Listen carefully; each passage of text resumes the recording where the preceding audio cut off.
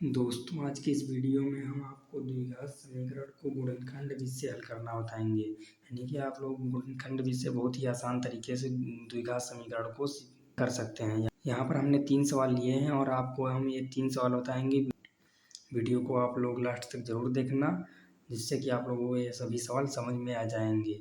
यहाँ पर हमने तीनों सवाल अलग अलग टाइप के लिए हैं। यहाँ पर रूट वाले भी सवाल हैं। और अब पहले सवाल को हल करते हैं। पहला सवाल हमारा है x square minus 3x minus 10 बराबर 0। अब हम इस सवाल को हल करेंगे। तो ये द्विघात समीकरण को गुणनखंड विधि से हल करने के लिए सबसे पहले जो यहाँ पर अचर पद होता है और यहाँ पर जो ये इस एक्स स्क्वायर के आगे का गुणांक होता है, यहाँ पर कुछ नहीं होता तो यहाँ पर एक हम मानते हैं। तो यहाँ पर जो एक्स स्क्वायर के आगे का गुणांक होता है और ये जो अचर पद होता है इसकी हम गुणा कर लेते हैं। तो यहाँ पर 10 और 1 की गुणा होगी तो यहाँ पर 10 हो जाएगा।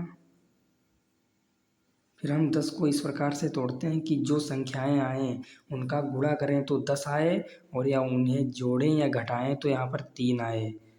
तो यहाँ अचर पद के आगे माइनस चिन्ह लगा है, इसलिए उन संख्याओं को हम घटाएंगे, जिससे यहाँ पर 3 संख्या आएगी। तो यहाँ पर हम 10 को तोड़ लेते हैं। तो यहाँ पर हम 5 गुणा 2 कर सकते हैं। तो यहाँ पर और 5 और 2 की गुणा हम करेंगे जब, तो यहाँ पर 10 आएगा।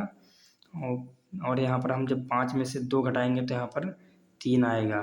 तो यहाँ पर हम इसको लिख लेते हैं एक्स स्क्वायर माइनस, और यहाँ पर 3 के स्थान पर हम लिख लेते हैं 5, और यहाँ पर हम घटाएंगे 2 को, तो यहाँ पर लिख लेते हैं 5 माइनस 2, और यहाँ पर ये x है तो यहाँ पर हम x को वैसे ही उतार देते हैं। माइनस यहाँ पर 10 बराबर 0।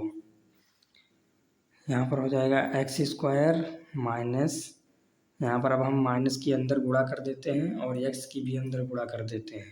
तो यहाँ पर जब माइनस से गुणा करेंगे तो यहाँ पर हो जाएगा माइनस 5x, और फिर यहाँ माइनस की माइनस से गुणा होगी तो यहाँ पर हो जाएगा प्लस, और ये 2x, और यहाँ पर है माइनस 10 बराबर 0।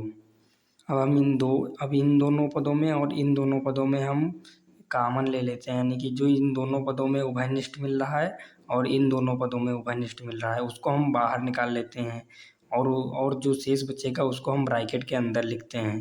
तो यहाँ पर इन दोनों पदों में हमें x उभयनिष्ठ दिख रहा है, इसमें एक्स स्क्वायर है और इसमें x है, तो इसमें से हमें x कामन मिल जाएगा।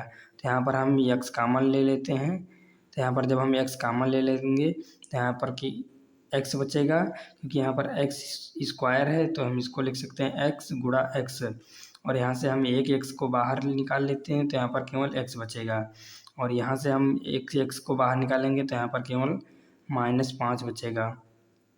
फिर यहाँ पर अब हमें इसमें उभयनिष्ठ 2 दिख रहा है तो यहाँ पर हम 2 लिख लेते हैं।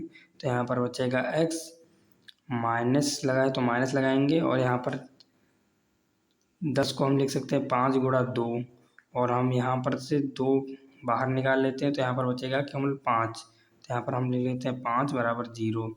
यहाँ पर ब्रैकेट के अंदर संख्याएं समान आ रही तो आपका सवाल जो सही है, और अगर ब्रैकेट के अंदर संख्याएं समान नहीं आ रही तो आपने जो सवाल हल किया है वह गलत है। यहाँ पर जो संख्या यहाँ पर बचेगी वही संख्या यहाँ पर भी बचेगी।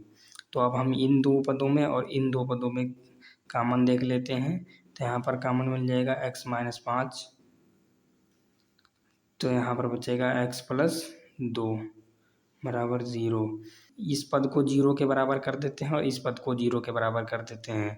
तो यहाँ पर हम कर देते हैं x माइनस 5 बराबर 0। तो यहाँ पर x बराबर 5 हो जाएगा, इसका एक मूल निकल आएगा x बराबर 5, और यहाँ पर कर देते हैं x प्लस 2 बराबर 0। तो यहाँ पर हो जाएगा x बराबर -2, इसका एक मूल निकल आएगा -2। यहाँ पर हमने यहाँ पर इस सवाल को हल कर लिया है। अगर आप लोगों को इस सवाल समझ में आया हो तो वीडियो को लाइक ज़रूर करें। अब हम दूसरा सवाल आप लोगों को बताते हैं। यहाँ पर हम दूसरा सवाल नोट कर लेते हैं। सवाल हमारा है 3x square plus 5 root 5x minus 10 बराबर 0। हम इसको हल कर लेते हैं। तो इसमें भी हम उसी प्रकार से इस अचर पद को और यहाँ पर जो एक्स स्क्वायर के आगे गुणांक होगा उसको इन दोनों को हम गुणा कर लेते हैं। तो यहाँ पर जब 10 और 3 की गुणा करते हैं तो यहाँ पर आ जाएगा 30। अब हमें 30 को इस प्रकार की दो संख्याओं में तोड़ना है कि जिनकी गुणा करने पर 30 आए और उन्हें जोड़ने या घटाने पर 5√5 आए, 5√5 आए। तो यहाँ पर अचर पद के आगे चिन्ह माइनस का है तो यहाँ पर हमें घटाना पड़ेगा। तो यहाँ पर हम 30 के जब गुणनखंड करेंगे तो यहाँ पर हम लिख लेते हैं 6 और 5। जब हम 6 और 5 की गुणा करते हैं तो यहाँ पर 30 हो जाता है और 5 30 हो जाएगा। और अब हम इसको इस प्रकार से लिखें कि यहाँ पर घटाने पर 5√5 आए। तो यहाँ पर हम लिख लेते हैं 6 और इस 5 को हम लिख लेते हैं, इस 5 को हम लिख सकते हैं √5 गुणा √5। हम 5 को इस प्रकार से लिख सकते हैं 6 गुणा √5 गुणा √5। तो हम यहाँ पर हम इस प्रकार से लिख सकते हैं कि 6 और हम जब इस पूरे पद की गुणा करेंगे, जब हम यहाँ पर इसकी गुणा करेंगे तो यहाँ पर तो हम इसको लिख सकते हैं 6√5 गुणा √5, 6√5 गुणा √5। अब हम जब यहाँ पर इसको घटाएंगे तो 6√5 में से √5 जाएगा तो यहाँ पर बचेगा 5√5। यहाँ पर 6√5 में से 1√5 चला जाएगा तो यहाँ पर बचेगा 5√5। और यहाँ अगर आप लोगों को बहुत ही अच्छी तरीके से रूट का जोड़ घटाना गुणा भाग सीखना है तो हमने यहाँ इस पर एक वीडियो बनाया है जिसका डिस्क्रिप्शन में आपको लिंक मिल जाएगा, आप लोग देख सकते हैं। वहाँ से आप लोग उस वीडियो को देख सकते हैं, वहाँ पर आप लोगों को बहुत ही अच्छे तरीके से समझ में आ जाएगा। तो यहाँ पर अब हम यहाँ पर लिख लेते हैं 6√5 माइनस √5। तो यहाँ पर लिखेंगे 3x² प्लस 6√5। यहाँ पर हम यहाँ पर तोड़ रहे हैं तो इसको हम ब्रैकेट में लिख लेते हैं और यहाँ पर लिख लेते हैं माइनस का √5 x हो जाएगा, ये हो जाएगा -10 बराबर 0।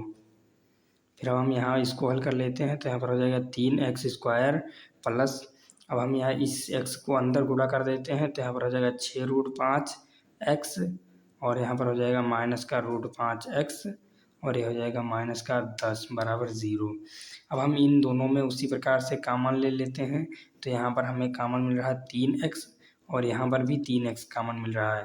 तो यहाँ पर हम ले लेते हैं 3x, तो यहाँ पर बचेगा x। जैसे कि यहाँ पर हम 3x² को यहाँ पर हम जो कॉमन लेते हैं उसको यहाँ पर इस संख्या को भाग देते हैं। तो यहाँ पर हम 3x² को 3x से जब भाग देंगे तो यहाँ पर x बचेगा, तो हम उसी x को यहाँ पर लिख लेते हैं प्लस। फिर हम जब 6√5x को 3x से भाग देते हैं तो यहाँ पर x से x कैंसिल हो जाएगा और यहाँ पर बचेगा 3 दूना 6। तो यहाँ पर बचता है 2√5। फिर यहाँ पर माइनस लगा तो माइनस लगाएंगे। फिर अब इसमें हमें √5 कॉमन मिल रहा है तो यहाँ पर √5 कॉमन लेंगे तो यहाँ पर बचेगा x और ये माइनस प्लस हो जाएगा। और यहाँ पर जब हम √5 यहाँ पर 10 को जब हम √5 से भाग देते हैं तो यहाँ पर हम 10 को लिख सकते हैं 5 गुणा 2 और यहाँ पर नीचे हो जाएगा √5। 5 को हम लिख सकते हैं √5 गुणा √5 गुणा हो जाएगा यहाँ पर 2 और यहाँ नीचे √5 है, यहाँ से ये √5 और √5 कट जाएगा तो यहाँ पर बचेगा 2√5। तो यहाँ पर वो लिख लेते हैं हम 2√5 और ये बराबर 0 होगा। यहाँ पर दोनों ब्रैकेट में ये संख्याएं समान हैं। यहाँ पर हम इससे ऐसे भी समझ सकते हैं कि यहाँ पर जो 3x है और इसकी गुणा करेंगे तो इतना ही आ जाएगा। तो यहाँ पर 3x की गुणा x से करते हैं तो 3x² आएगा और 3x की गुणा 2√5 से करते हैं तो यहाँ पर 6√5x आएगा। उसी प्रकार से यहाँ पर जब √5 की गुणा x से करते हैं तो √5x आएगा और √5 की गुणा 2√5 से करते हैं तो यहाँ पर माइनस का 10 आ जाएगा। अब हम इन दोनों पदों में और इन दोनों पदों में कॉमन ले लेते हैं तो इन दोनों पदों में हमें कॉमन मिल रहा है x प्लस 2√5 और यहाँ पर बचेगा फिर 3x माइनस का √5 बराबर 0। अब इसको बराबर 0 कर लेते हैं और इसको भी बराबर 0 कर लेते हैं तो यहाँ पर कर लेते हैं x प्लस 2√5 बराबर 0। तो यहाँ पर x का मान आ जाएगा x बराबर माइनस का 2√5।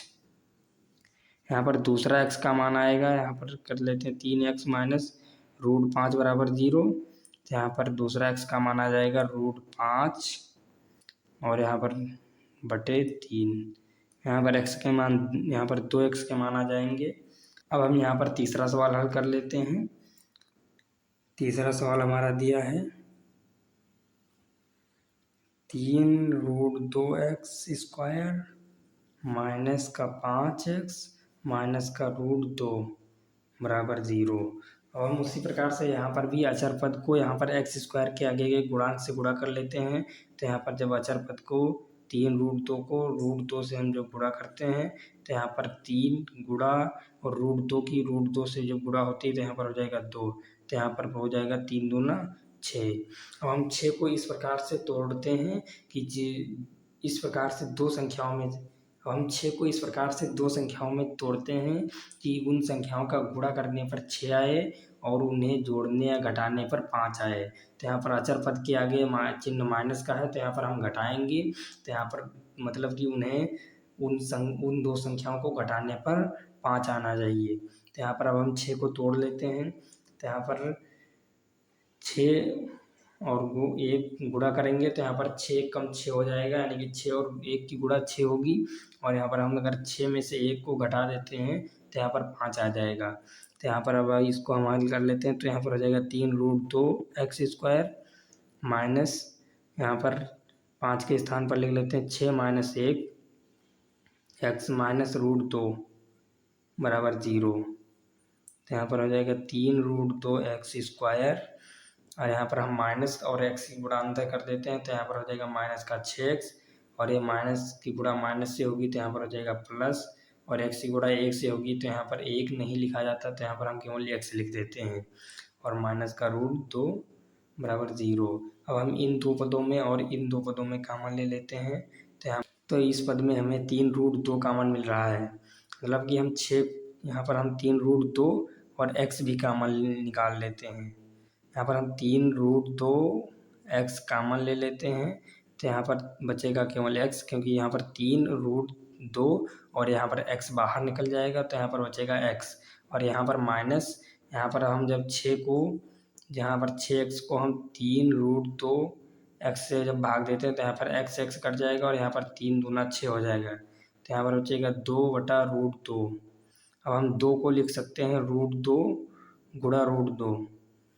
यहाँ पर हम 2 को लिख सकते हैं √2 गुणा √2। तो यहाँ पर बटे में है √2, तो यहाँ पर एक √2 से एक √2 कट जाएगा तो यहाँ पर केवल 1 बचेगा √2। तो यहाँ पर हो जाएगा √2 प्लस, अगर आप इसको इससे गुणा करेंगे तो यहाँ पर ये पूरा पद बन जाएगा।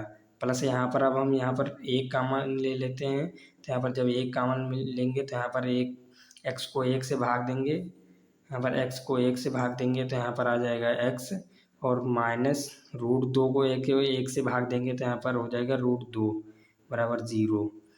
अब हम इन दोनों पदों में और इन दोनों पदों में कॉमन लेते हैं तो यहाँ पर बचेगा x माइनस √2। तो यहाँ पर होगा 3√2x प्लस 1 बराबर 0। तो आप यहाँ पर हम दोनों पदों को 0 के बराबर कर देते हैं तो यहाँ पर हो जाएगा x माइनस √2 बराबर 0। तो हो जाएगा x बराबर √2, यहाँ पर 1 मान आ जाएगा। और यहाँ पर दूसरा मान निकाल लेते हैं तो यहाँ पर हो जाएगा 3√2x प्लस 1 बराबर 0। तो यहाँ पर हो जाएगा 3√2x बराबर -1, तो x बराबर -1/3√2। यहाँ पर ये दूसरा x का मान आ गया। यहाँ पर भी 2x के मान आए हैं। तो आई होप कि आप लोगों को ये सभी सवाल समझ में आए होंगे। अगर वीडियो पसंद आई तो वीडियो को लाइक, शेयर और कमेंट जरूर करें, और अगर चैनल पर नए हैं तो चैनल को सब्सक्राइब करके बेल आइकन को ज़रूर दबाएं। अगर आप लोगों को मैथ से संबंधित किसी भी टॉपिक पर वीडियो चाहिए तो आप लोग कमेंट कर सकते हैं, हम आप लोग उस टॉपिक पर वीडियो बनाने की ज़रूर कोशिश करेंगे।